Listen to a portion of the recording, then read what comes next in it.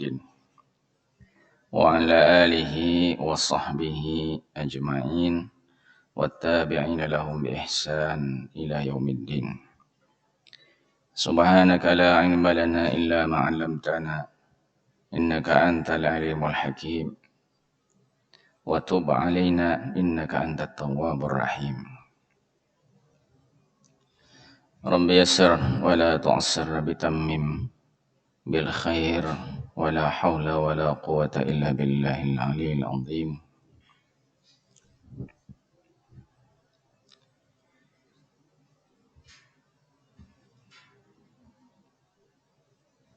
يا عبادي كلكم جائع إلا من أطعمته فاستطعموني أطعمكم. Rasulullah Sallallahu Alaihi Wasallam menyampaikan firman Allah yang beliau riwayatkan. Hadis kursi, hadis ini telah kita baca pada pengajian yang lalu. Namun baru beberapa bahagian di permulaannya diterangkan. Kelanjutannya adalah wahai hambaku semuanya, kalian itu adalah lapar kecuali orang yang aku beri makan.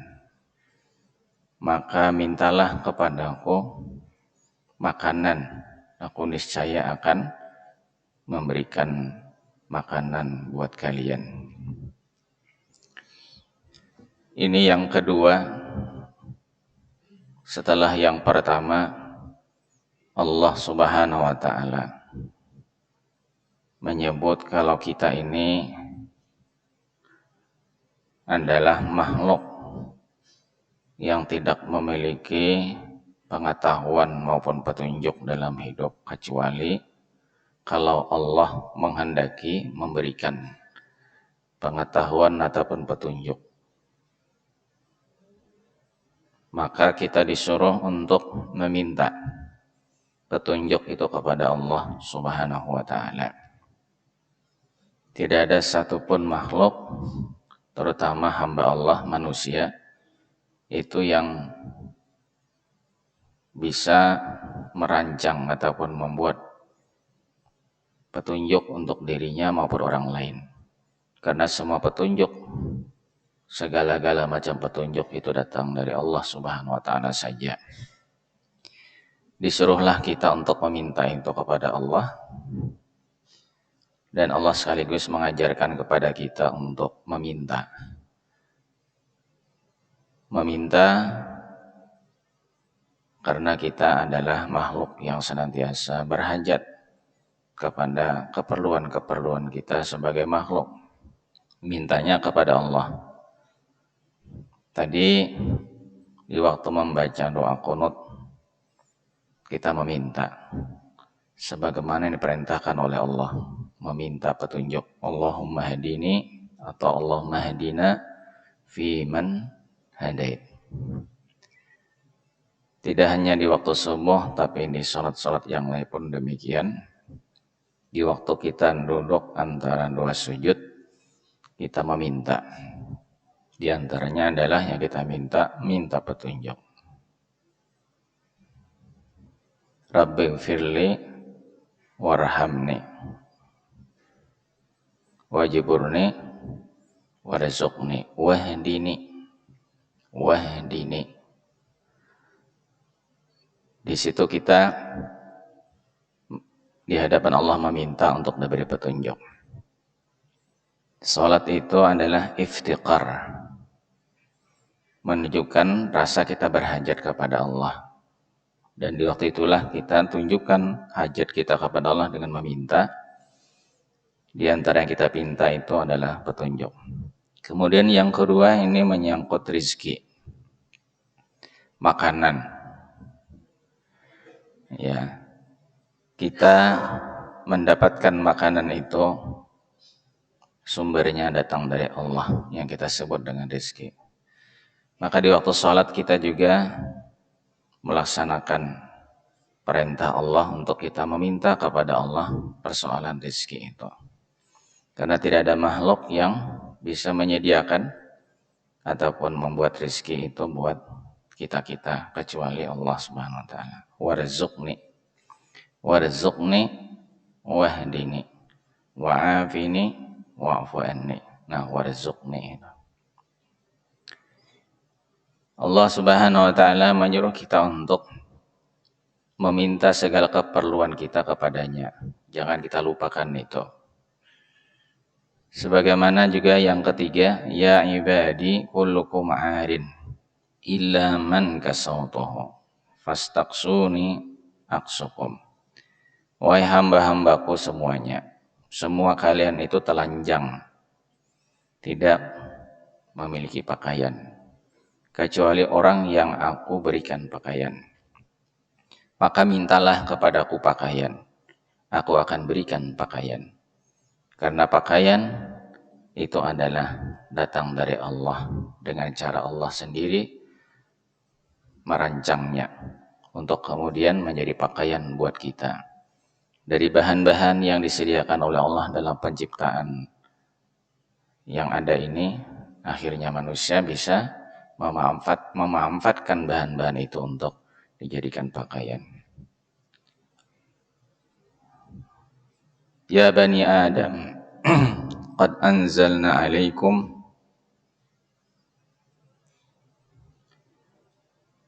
Ya bani Adam, qad anzalna alaikum libasan yuwari sawatikum warisha. Wahai semua anak keturunan Adam, kami telah menurunkan pakaian. Qad anzalna alaikum libasan, yang mana bisa kamu gunakan untuk menutupi aurat, yuwari sawatikum, dan juga bisa digunakan untuk berpenampilan bagus, warisha. Allah menyebutkan manfaat nikmat yang diberikannya berupa pakaian. Pertama, menutup aurat. Yang kedua, membuat penampilan kita sebagai manusia itu menjadi bagus, menjadi indah dengan pakaian yang diberikan oleh Allah Subhanahu wa taala. Di dalam doa yang diajarkan oleh Rasulullah sallallahu alaihi wasallam, waktu kita berpakaian, kita memuji Allah karena kita tahu bahwa pakaian itu datang dari Allah. Alhamdulillahilladzi kasani hadza wa razaqanihi min ghairi haulin minni wala quwwah. Segala puji bagi Allah karena Dia yang berikan nikmat kepada kita. Dialah yang telah memberikan pakaian kepadaku. Alhamdulillahilladzi kasani hadza, yang telah memberikan pakaian ini kepadaku dan juga memberikan rizki kepadaku. Pakaian bahagian daripada rizki-rizki yang lain. Kemudian kita menyatakan ini pakaian bukan karena adanya kekuatan atau kemampuan atau usaha yang datang dari kita sehingga kita bisa berpakaian. Min ghairi haulin minni wala quwwah, la haula wala quwwata illa billah.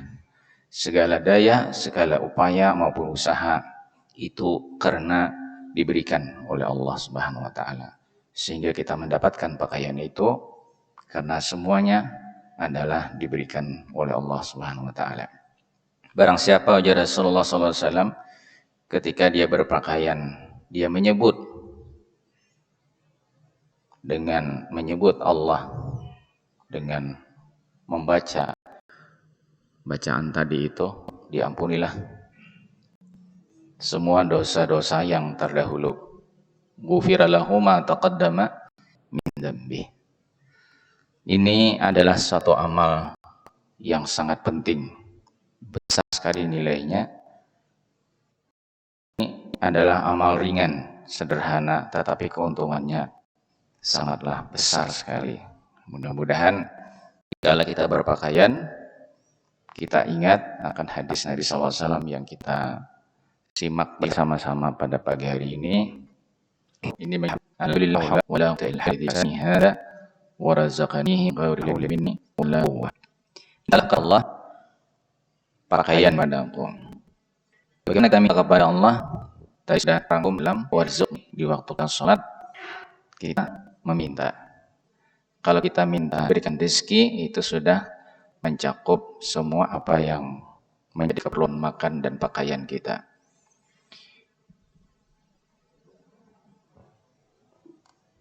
Mintalah kepadaku, aku akan berikan pakaian. Ya ibadi,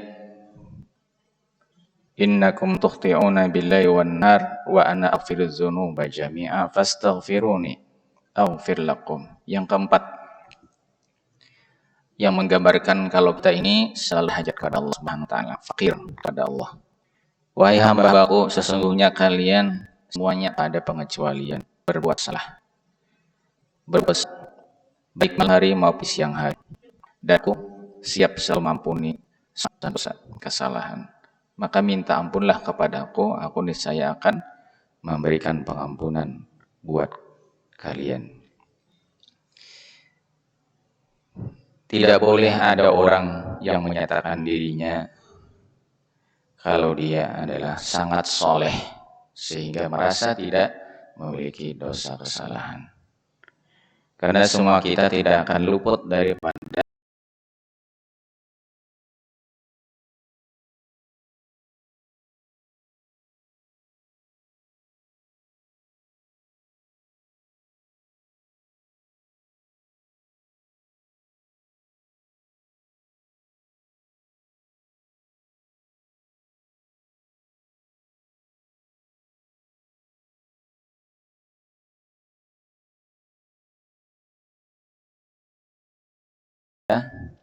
dosa kesalahan itu.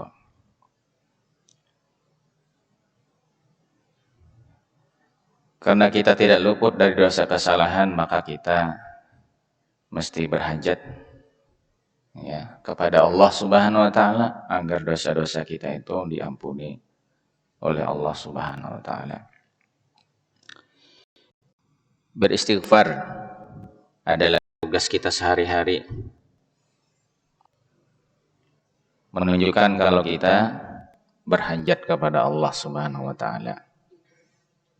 Buat apa Allah mengenalkan dirinya sebagai Maha Pengampun kalau tidak ada orang yang berbuat dosa kesalahan? Allah menyebut dirinya sebagai Al-Ghafur, Al-Ghaffar, Al-Ghafir. Kalau dia pengampun. Maka justru kedekatan kita kepada Allah Subhanahu wa taala itu malah salah satu yang Allah jadikan dalam kehidupan kita, kita dapat berbuat salah. Jadi jangan kita pertanyakan kenapa Allah mentakdirkan hambanya ini berbuat salah. Padahal berbuat salah itu tidak baik. Janganlah lihat secara zahirnya, tapi di balik semua itu malah justru kesalahan itu yang membawa orang merasa dekat kepada Allah Subhanahu wa taala. Sebagaimana tidak menutup kemungkinan ada orang yang melakukan semakin jauh Allah dan ketaannya itu. Karena ketaannya ulsomat. Sedara orang yang berbuat dosa, memang dengan dosanya itu jauh dari Allah. Malah justru kesalahannya itu kebungiring dia sangat dekat dengannya Allah Subhanahu Pengampun. Ditunjukinya seorang berhajat kepada Allah. Inilah 4 alina yang kesemuanya menunjukkan kita berhajat. Ya ayat mulqalal wasmanu khaliyatu dan hajatkanlah haji menghajat ampunan Allah Taala. Setelah katanya itu maka Allah ia tidak sama dengan ia dan serba berhajat. Maka tidak ada sedikit pun kurang ataupun berharap atau berharap kepada makhluk. Antumul fuqara sementara Allah ghani. Tidak baca kepada makhluk. Ya ibadi innakum lan tablughu durri fatadurruni wa fanfa'uni. Wahai hamba-hamba sekalian, kalian tidak bisa mendatangkan mudarat kepada diriku. Kalau seluruh penduduk bumi ini berbuat maksiat, berbuat kerusakan, berbuat keburukan dan kejelekan, semuanya, maka itu tidak akan membahayakan Allah. Itu tidak akan menimbulkan gangguan-gangguan kepada Allah, tidak akan merugikan Allah Subhanahu wa taala. Sebagaimana kata Allah, la tablughu naf'i fatanfa'uni. Kalau kalian melakukan kebaikan-kebaikan, kesalehan-kesalehan, amal-amal yang baik, seandainya semua manusia seperti itu tidak akan kemudian membuat Allah semakin hebat, bertambah hebat, karena kita semua melakukan hal-hal yang baik di hadapan Allah. Tidak.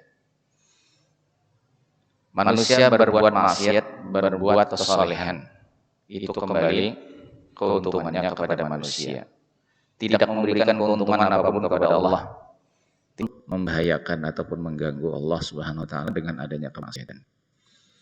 Karena Allah sama sekali tidak mengharapkan apapun dari manusia, tidak bajat apapun kepada manusia. Manusia itu sendirilah yang dinyatakan oleh Allah baik kepada semua itu. Jadi orang sholat, orang tidak sholat, ya, itu sama sekali tidak akan berpengaruh kepada Allah Subhanahu wa taala, tapi pengaruhnya kepada dirinya, kepada dirinya.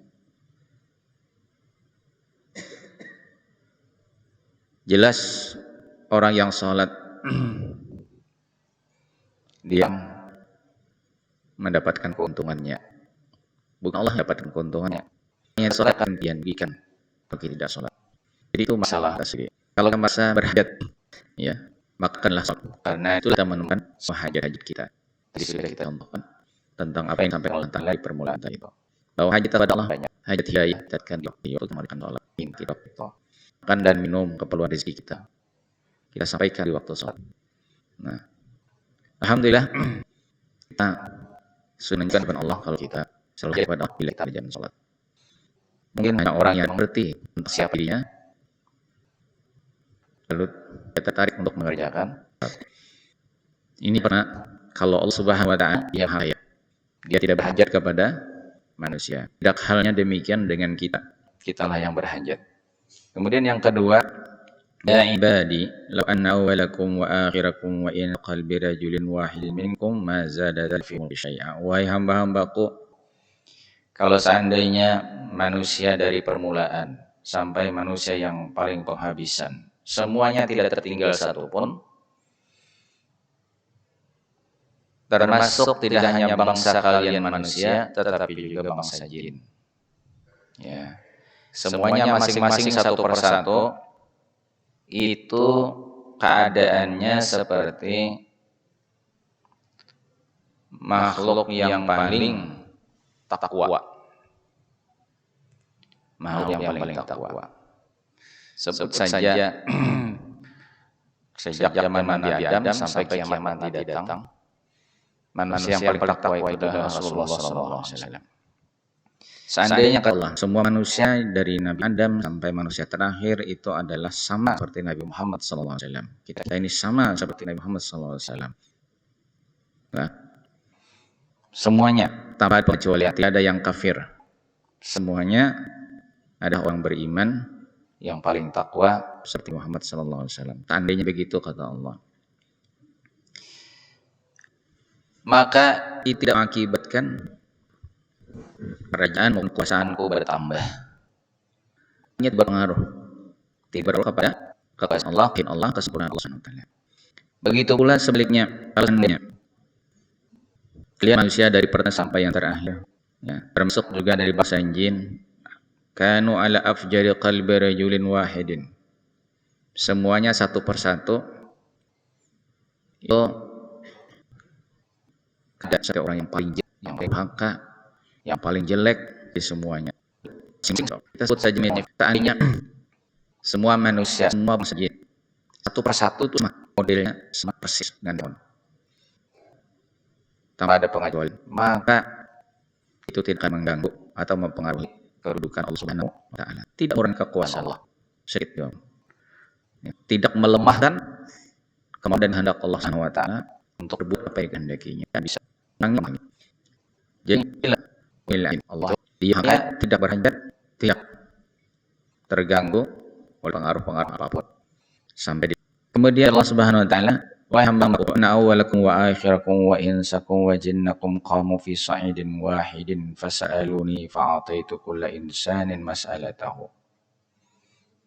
Ma naqasa dzalika mimma 'indi illa kama yanqusul mikhyatu idza udkhilal bahra.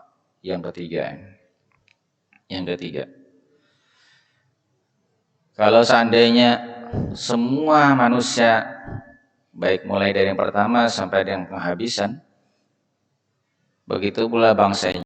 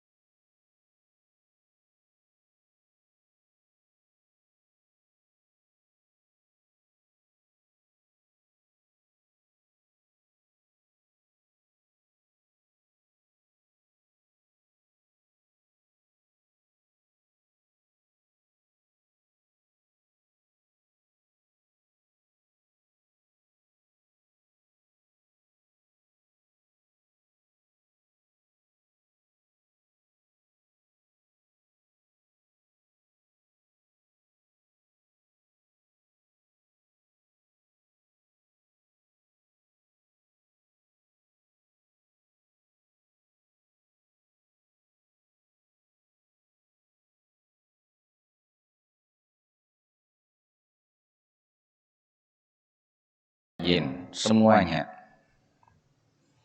mereka berdiri di satu tempat berkumpul fi sa'idin wahid di permukaan bumi ini.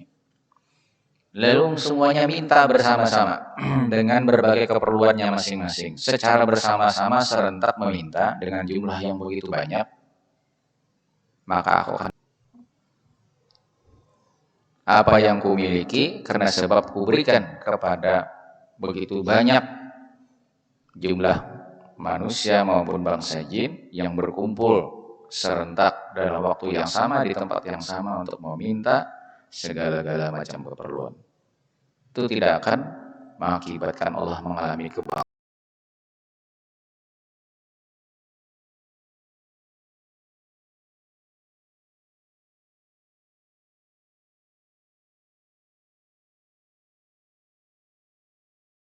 kebangkrutan ataupun berkurang dari kekayaan yang dia miliki. Melainkan sebagaimana ini tamsil, sebagaimana kalau benang dicelupkan ke lautan, maka air yang menempel di benang itu, itulah yang diminta oleh seluruh manusia dan seluruh bangsa jin.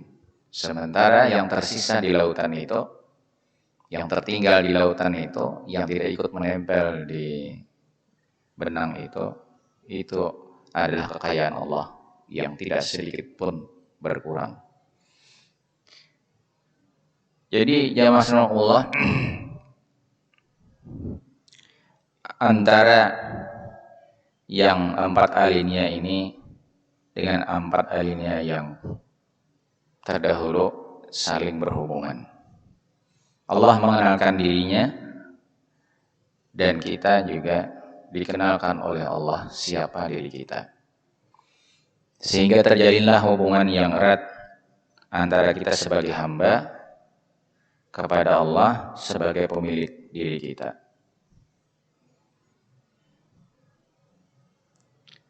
Jamaah sekalian rahimakumullah,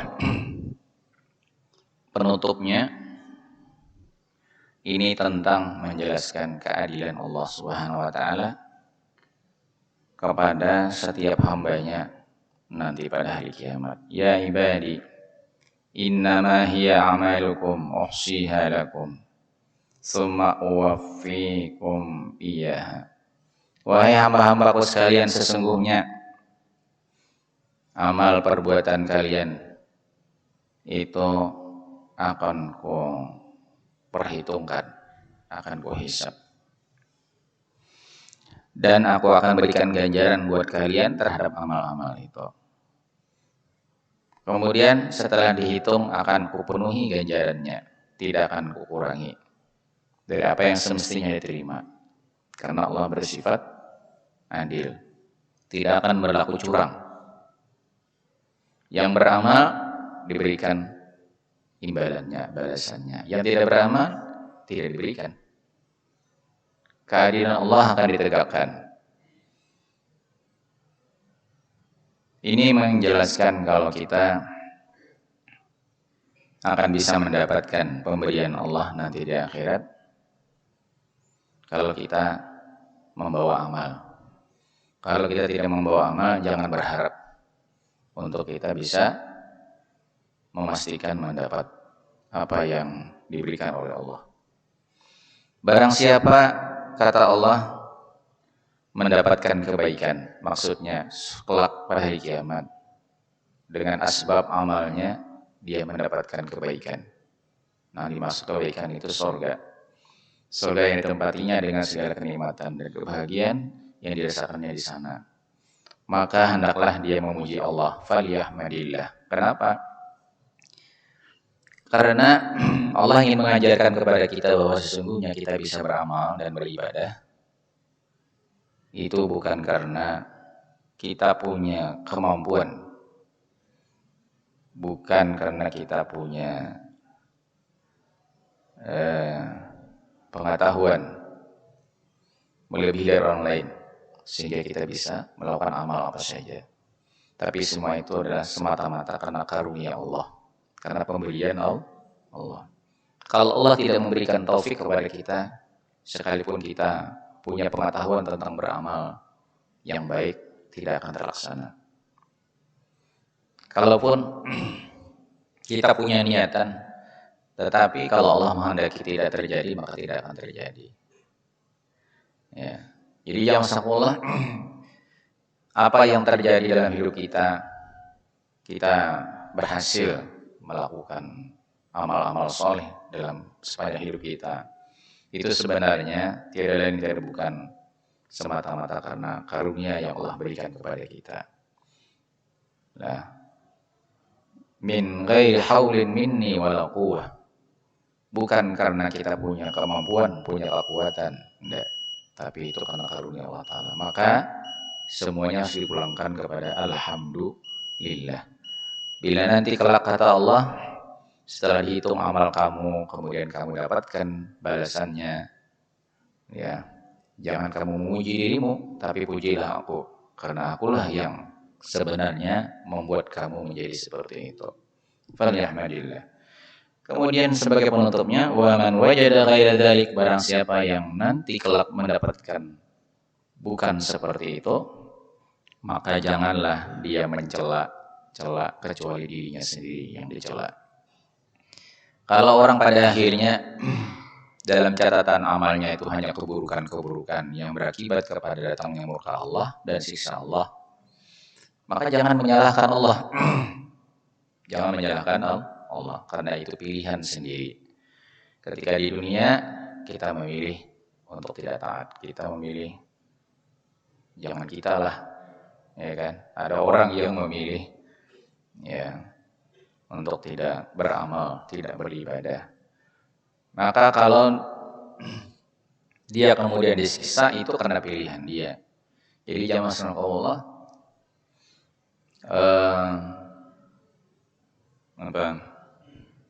manusia diberikan kebebasan untuk memilih itu. Kalau dia berbuat taat atau dia berbuat maksiat, semuanya akan berpulang kepada dirinya. Tidak dialamatkan kepada Allah Subhanahu wa Ta'ala tentang apa yang dia dapatkan di kemudian hari, apakah kebahagiaan ataukah kesengsaraan. Nah, itu jamaah Allah hadis 17 yang memang panjang, tetapi ini hadis yang sangat agung sekali. Di kalangan ulama-ulama hadis maupun ulama-ulama secara umum, ini hadis yang sangat agung sekali. Sehingga dikatakan bahwa Imam Ahmad bin Hanbal rahimahullah ta'ala di penutup hadis ini dikutip oleh Imam Nawawi,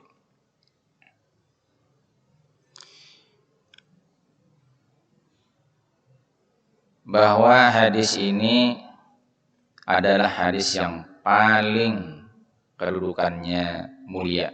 Semua hadis mulia, tapi keagungan yang dikandung dalam hadis ini luar biasa. Ya, terutama hadis ini diriwayatkan dari banyak kalangan sahabat yang tinggal di negeri Syam. Berkata Sa'id radhiyallahu anhu bahwa Abu Idris Al-Khawlani radhiyallahu an, bila membacakan hadis ini maka beliau langsung tersungkur. Ya, tersungkur di sini maksudnya meletakkan kedua lutut ke lantai. Itu ekspresi akibat pengaruh yang sangat mendalam, ya, dari hadis Nabi Sallallahu Alaihi Wasallam. Ini kalau kita baca berulang-ulang, sambil dari sapi,